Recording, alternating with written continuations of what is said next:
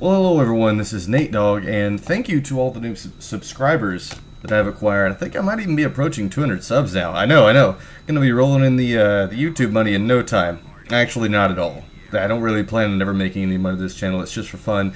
But that's also kind of the reason that I haven't uploaded in 3 weeks, and I do sort of apologize for that as I break my ankles with the late parachute hitting the ground, basically almost kill myself without even getting in the fight and getting a kill. And I actually do die before I even get a kill off the start. Now, purpose of the video today, we're going to be looking at the L85. We're kind of going to be comparing it to the FAMAS, which is generally considered to be the new OP weapon. I mean, you know, besides the USAS with frag rounds, but we're not going to go there. And I did have other gameplays that I could have uploaded that included a, what was it, a 28-2? I think it's actually the same score as this game, but it was Conquest, and I actually used the USAS as frag rounds, but you're probably never going to see it, because I'm definitely not going to upload that. And I've really only resorted to using that gun when it gets used on me, and then I'll get like an 8-man spray, and died to a scar. That's kind of embarrassing, but it is my own fault that I died there.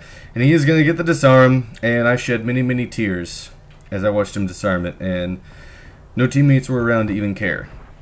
Now, once again, thanks to all the new subscribers, and I'm planning on giving you my impressions of the L85 in this video. I do like the gun very much. I don't think it's I think it's a good gun. I think it's a very good gun, and I also like Rush a lot more than playing Conquest. Conquest is fun, don't get me wrong, but Rush just has that, I don't know, that spunk of progression, like we're going to go from one objective to the next, and know your lines of sight. That's all I can say. Know your lines of sight, and you will generally emerge victorious. Now, teammate finished off one guy. Tampa Boy gets down, and I climb over and get up, bro. We got stuff to do. I'm playing with a couple of people in this game that are actually really good. One Trick Pony I've actually added on my friends list. He, despite his name, is definitely not a one-trick pony. He can fly a helicopter. I believe he can fly a jet fairly well. He's an all-around good player. Definitely not what I would describe as a one-trick pony. Not that I'm making fun of his name at all. But the other guy in the game is Tampa Boy, who I don't know, but we pretty much run tandem medic from here all the way to the last objective set. And yes, we do win. And no, I don't think that's a spoiler. And I'm going to get shot in the face again by an AS Val. How did he get me with that gun? That gun is... Oh, do a barrel roll. Why so dramatic, man? Don't be so dramatic. I don't know how I got an AS Val, but Tampa Boy gets down, and so I say, you know what? He got me up, so he's earned a revive, without a doubt. And I think that Amtrak driver might be drunk. I'm not really sure. And I get him this time. Scrubby McScrubberson. I don't think I nemesis him, but man, it is a battle of epic proportions going back and forth between me and him. And he's using engineer kit now, but don't even sweat, because he switches up to the FAMAS here a little bit later, and he becomes total catfish and even manages to kill me with it one time because of it. Maybe it's because of it, I don't really know. I'll let you determine that later on. But Tampa Boy goes hard, like definitely running tandem from here to the last objective set, and I don't know how many times I die. I think it's around, it might even be 8. I don't think it's more than 7 though. I don't think it's more than 7, but because of him, I end up with only 2 deaths. So if you ever end up seeing this game, bruh, appreciate the massive teamwork. And I had some gameplays on other maps I could have uploaded, but in addition to me wanting to talk about this weapon a good bit, I didn't want to upload Sen Crossing again. I didn't want to upload Grand Bazaar again. This is a fairly uncommon map and game type combination, partially because of the defending team, particularly if the person in the anti-aircraft tank thing, whatever it is, I don't recall the exact name because this is the only map it's on console other than the new maps. That thing just chews through everything that tries to leave the carrier, and it can be unbalanced. So if you make it past the first base, it can get really fun. But coming up here up the steps, I have to confess, a failed knife. Totally missed the knife on this guy. That was not even remotely close, and Tampa Boy gets down, so pant down, go get him up. We're going to keep on rolling to the next objective set, and it looks clear, but it's not. Who do we have here? Oh, USAS frag rounds! Get down, stay in cover. Where'd he go? Where'd he go? He's over there on the right. Okay. Oh, man. That was a close one. I don't like running into those guys, and I'm not sure if any of you guys... I'm going to try to start running squad flak, or flak, or whatever you want to call it. I don't know how I didn't see that guy sooner, but he is now dead. Start running squad flak whenever I face people with use-ass frag rounds to see if it helps any at all. I know it probably doesn't help that much, but every little bit helps. Every little bit helps. And here are the stats for this gun. I'm going to go ahead and get into discussing this gun. As you can see, the recoil numbers are actually not bad. The first shot recoil is fairly average. The subsequent shot recoils are slightly high for the assault rifle category, but it's mitigated by the slow rate of fire and the faster than average recovery speed from the recoil, which is 22. None of the other assault rifles actually exceed 8, and the G3 is actually only, exceed 18, not 8. But aside from all the technical mumbo jumbo, I mean, we can examine the stats all day. But if I had to, first of all, why won't you throw me ammo? Why won't you just whenever I play support, there's ammo on the ground somewhere. I'm just throwing it down constantly. That guy is obviously a lost cause. A guy by a sniper rifle. Whatever. We're gonna press on.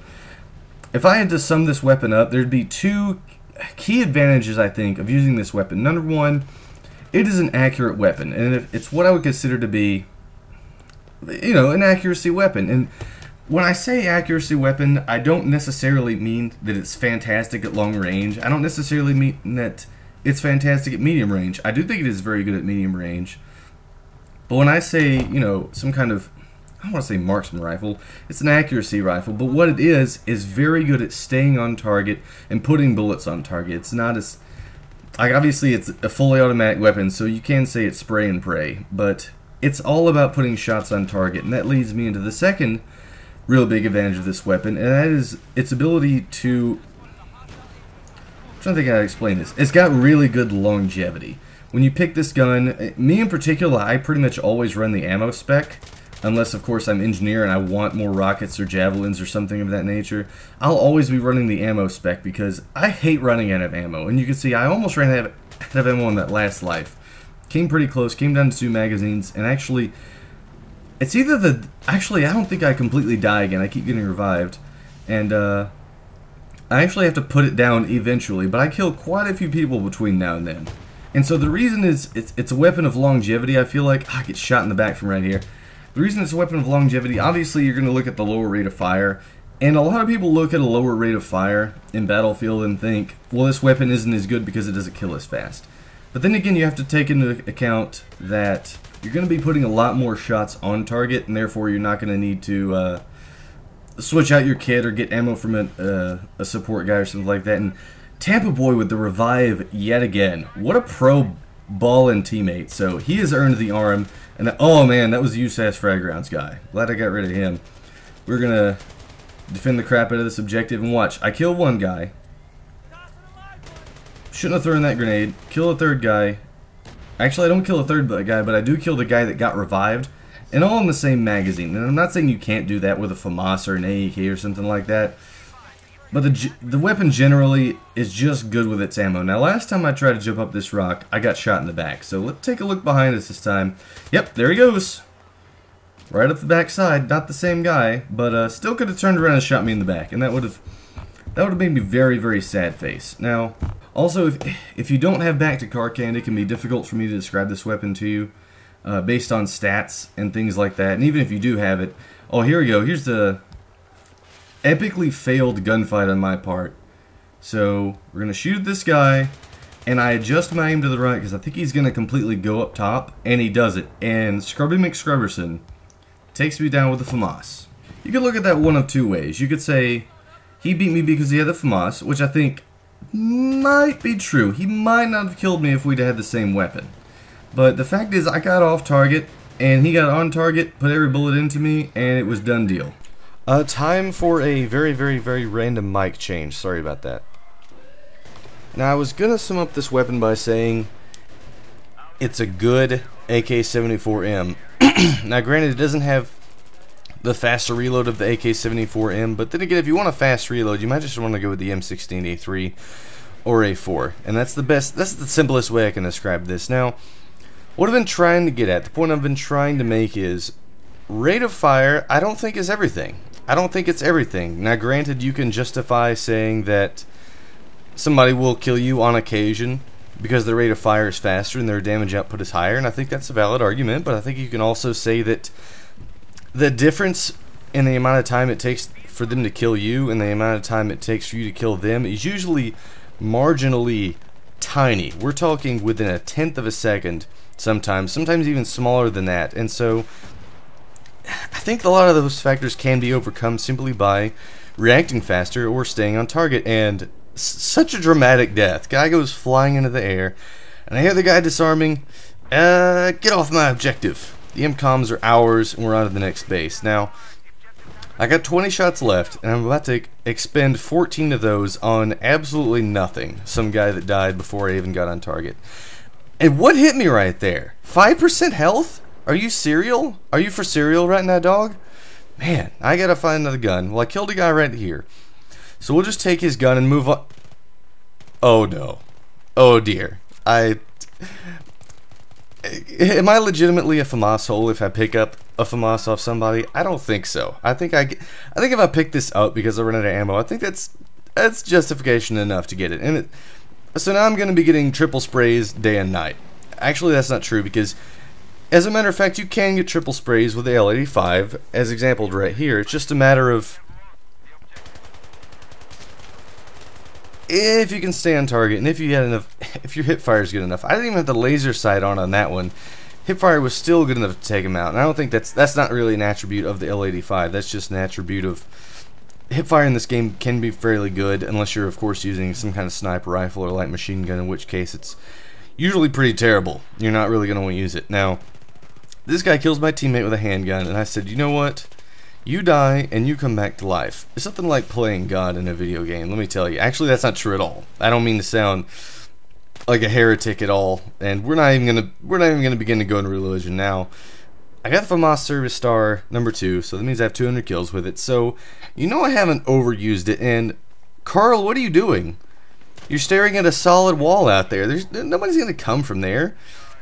And so we're gonna arm this objective almost at the exact same time my teammates arm Bravo. So that's just fine. And yes, I do generally say Bravo Alpha to avoid confusion, because B, C, and D sound way too much alike for you to say B, C, and D on Conquest. So we're not even gonna go there. Now I was gonna use my handgun right here, but I decided I don't really know what the handgun is. I didn't give myself time to look at it. So we're just gonna finish him off with the FAMAS, and GG no re, game over, we win. We are victorious. So I'm not really going to spam any kind of post-game chatter. I'm just going to say that the bonus clip, or the outro clip, is basically a good example of how wonderful the spawns on Sen Crossing Conquest are. So I hope you enjoyed the video, and have a nice day.